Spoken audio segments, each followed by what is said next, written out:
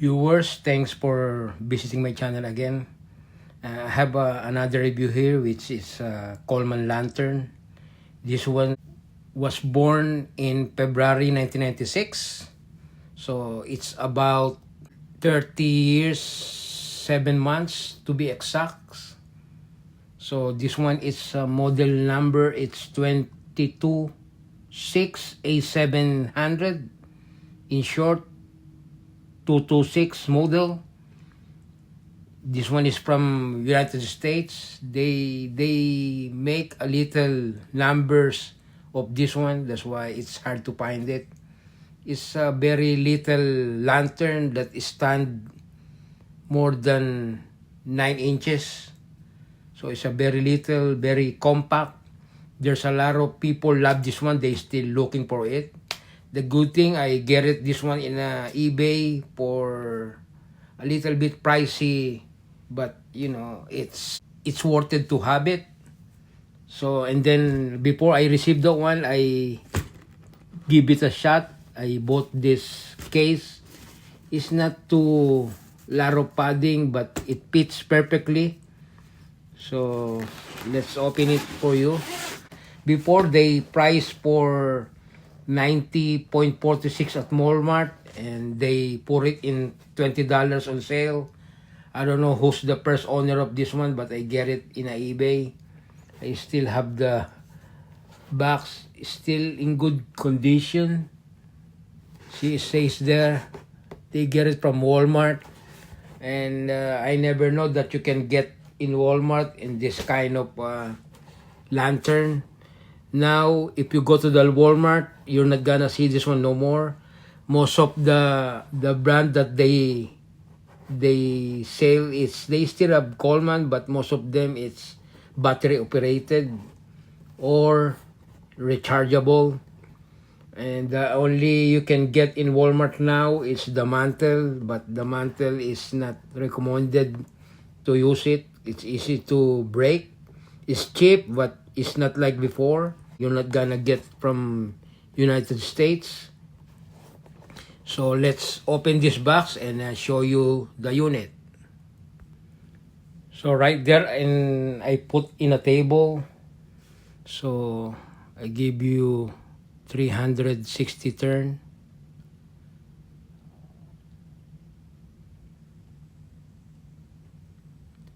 And I put number 21 mantle to this one. Supposed to be, this one is hold 20. It's a little bit bigger before I burn it, but after I burn this one, it's shortened to the like half.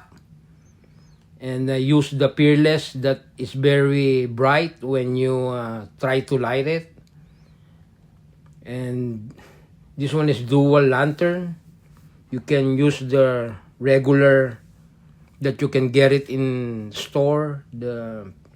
But I always get the Coleman, because if you use the other gasoline, it's burn like dark. I like the clean fluid, which is the original Coleman that we always use. And this one is show you the stamp. Hopefully the camera catch it. So February 1996, Coleman, United States. Put this one on the side so that you can see this one's clearly. So show you the front there. And this one is stand like, to give you exact size, is about 9.5 the height, and include the pump is about 4.5, and include the bell too, the widest part, it's about 4 3/4, and the ventilation by itself is like 4 1/4 to be exact. So that's the size there.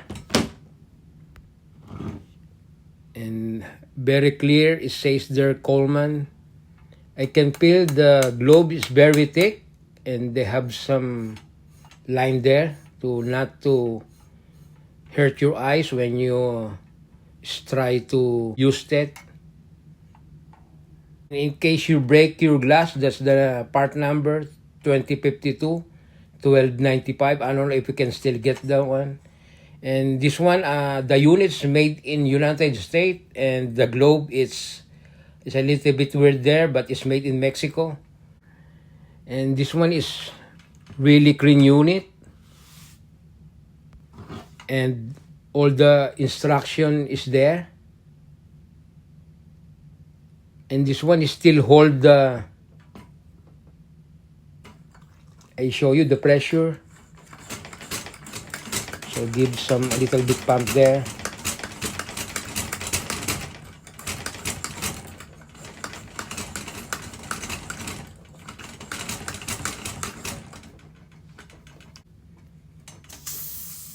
So you can tell this one is still fired up when you try to fire it. The number one I like on this one, not like the Colma that you get now. And when you put this one all the way, you're gonna hear some click right there. So when you close it, so you can tell it's up. That's a good plus there. And I show you how this one remove the bail.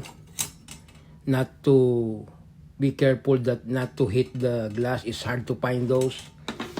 And here's the ventilation, very thick, and it's clean too. And here's the, because it's old, the one how they make the globe is very thick. So this one is maybe Pyrex too, and they have some heat shield here. So it says there, don't remove. And I give you a close-up look. This kind of peerless mantle, they give you a bright white, not the yellow, because they said they have a thorium chemical. And before, this one's made from the USA. When you order now, they made it from India. And this unit is very clean. Even the line for the burner is really clean too. So I got lucky that I get this one. Even though you turn around, you didn't see any rust there. So I'm very lucky to have this one.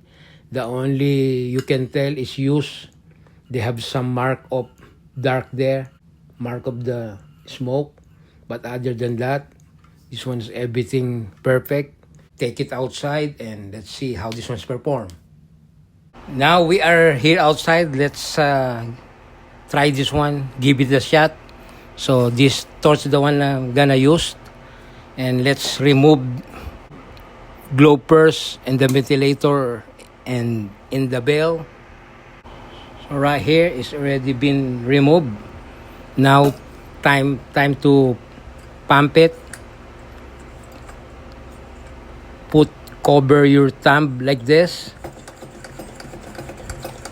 and like give it a shot like at least 30 pump.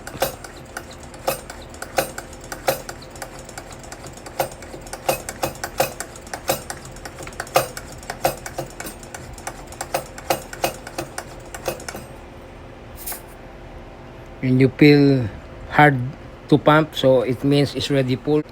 So let's see if we heard some hissing before we use the torch.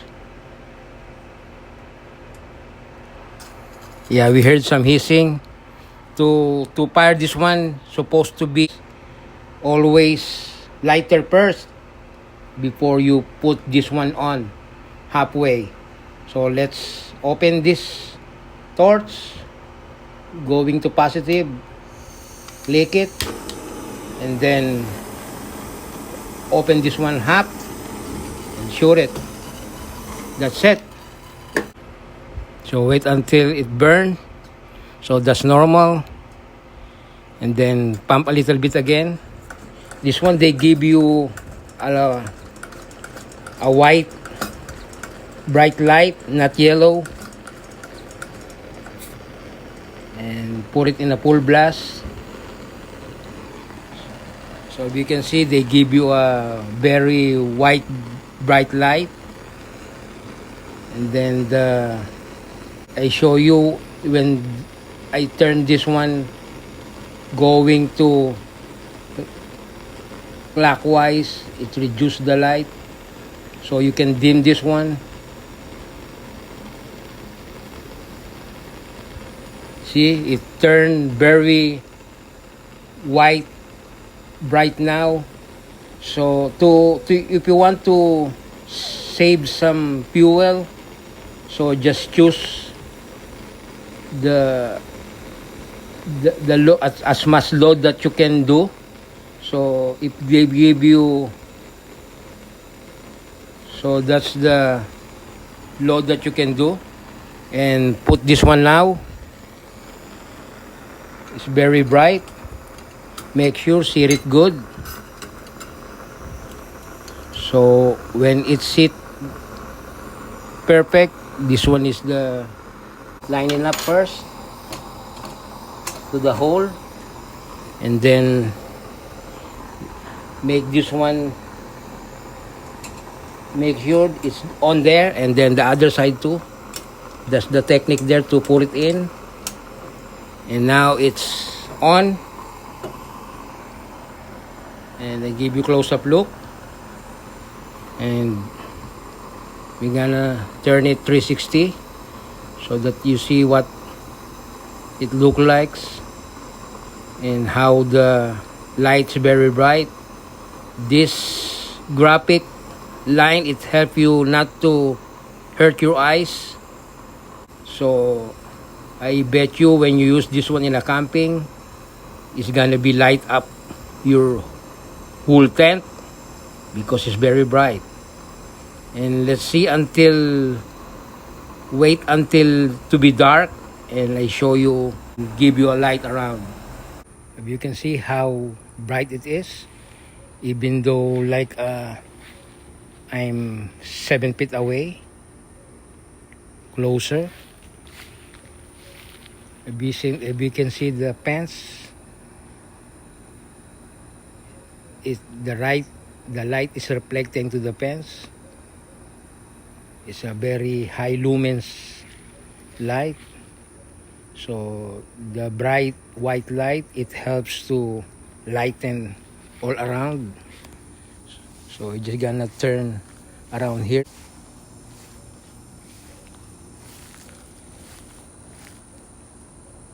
It's very bright, even though it's only one mantle.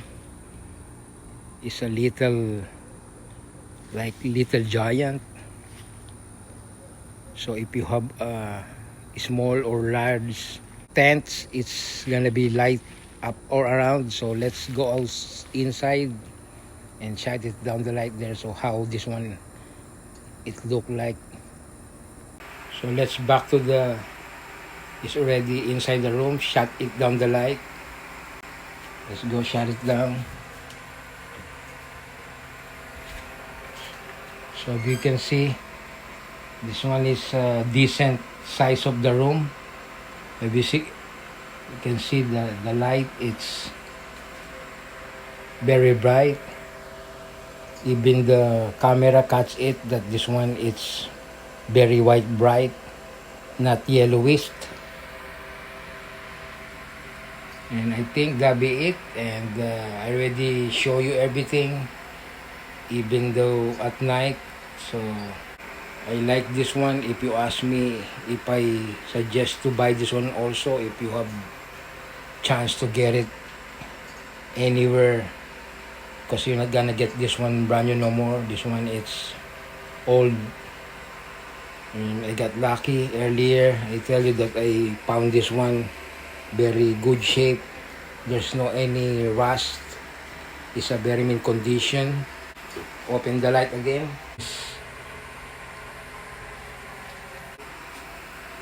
And until my next one, See you next time again. Have a wonderful day. Goodbye. Thanks.